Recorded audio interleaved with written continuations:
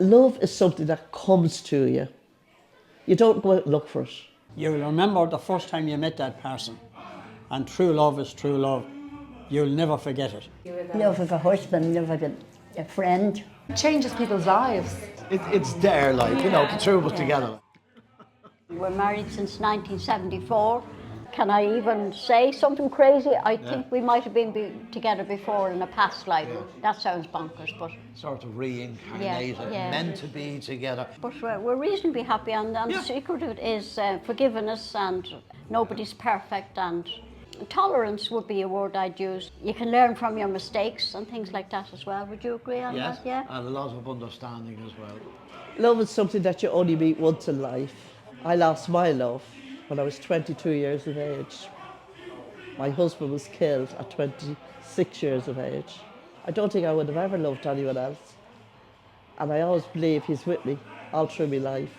I never wanted love after him. I still have him in my mind. And I still talk to him at night.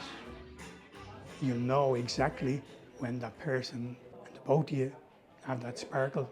You know, sometimes it takes longer than you want to, but when it happens, you know exactly. Love, it means a lot. A lot, You know, love of friends. Yeah. You know, it's very important when you live on your own. You know, when you're a widow, we're friends about 25 years. It's out there if you're looking for love. Friendship or love. My wife died 5 years ago. We were married 53 years. We shared everything together, and we loved one another. And true love is true love. You'll never forget it. You'll remember it. It's not just a dream, but you will dream on it. Yeah, I think when you're younger you think so different, but as you mature, you know what you want, and you know the person that you feel comfortable with. Caring person with a bit of personality, a bit of humour as well is very important.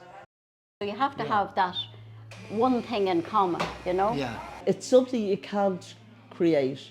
It just clicks. And I think the young people today, like, there is a lot of love out there.